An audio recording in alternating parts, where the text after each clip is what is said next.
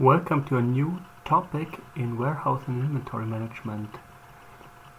In the next couple of slide sets, we want to have a look at layout design decisions in a warehouse, and we are looking at a specific type of warehouse, and this is warehouses that only handle pallets. We call these warehouses unit load warehouses. And first we are going to have a look at the space, the impact of design decisions on space, on the use of space in the warehouse. The learning goals are: a successful student should be able to describe the relevance of a unit load warehouse. The successful student is able to discuss advantages and disadvantages of racking pallets versus stacking pallets. And the successful students can analyze wasted storage space due to honeycombing. So you should have an idea what this honeycombing is about and how to analyze, how to calculate wasted storage space due to this effect.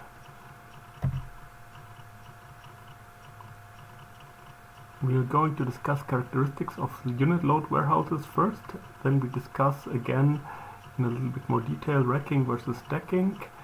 We discuss the concept of lane death and honeycombing. So what are the characteristics of a unit load warehouse?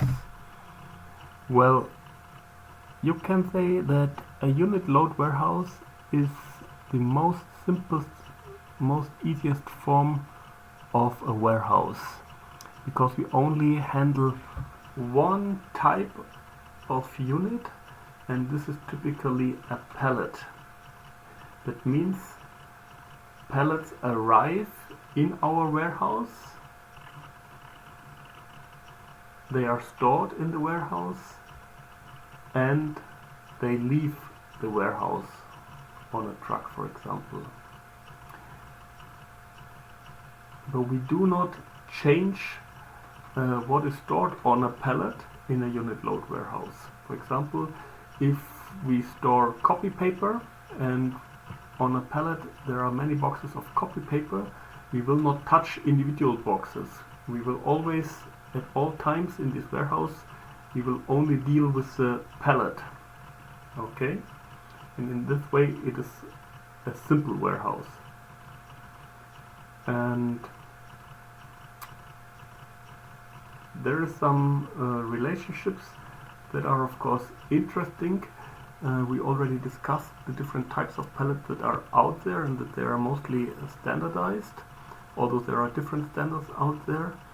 And of course, interestingly, somehow the space and the labor requirements to deal with the pallets scale. Though the more pallets we have, the higher our space requirement and the higher our labor requirements. And this is almost linear, so we can say that if we double the number of pallets, we need also twice times the space, and the same for the labor.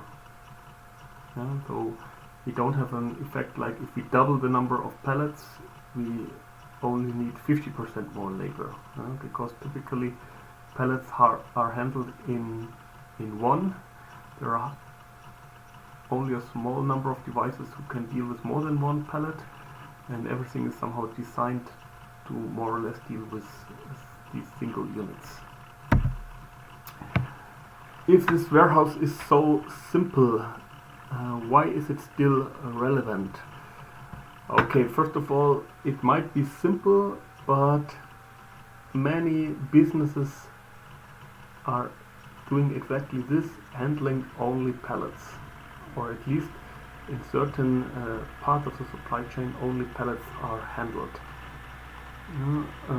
In particular when we are dealing with third-party transshipment warehouses, 3PL warehouses, where a subcontractor is organizing the space of a warehouse for others, and typically these subcontractors charge the customer for each pallet they handle, meaning for each time they receive a pallet, each time they ship a pallet, they get some money, and of course they charge them for the time the pallet stays in the warehouse. Okay, this is the one point why these unit load warehouses are very relevant, because there are just many out there. And the other point is that even in a mixed load warehouse that does not only deal with 100% pure pellets, there's often a part of the warehouse that is doing exactly dealing with only one, with unit loads. Yeah? So these pallet handling operations might not impact the whole warehouse, but many of the considerations we are doing now, many of the studies we are doing now, can be applied in parts to almost all warehouses that are out there. And this is, of course, academically speaking, most important.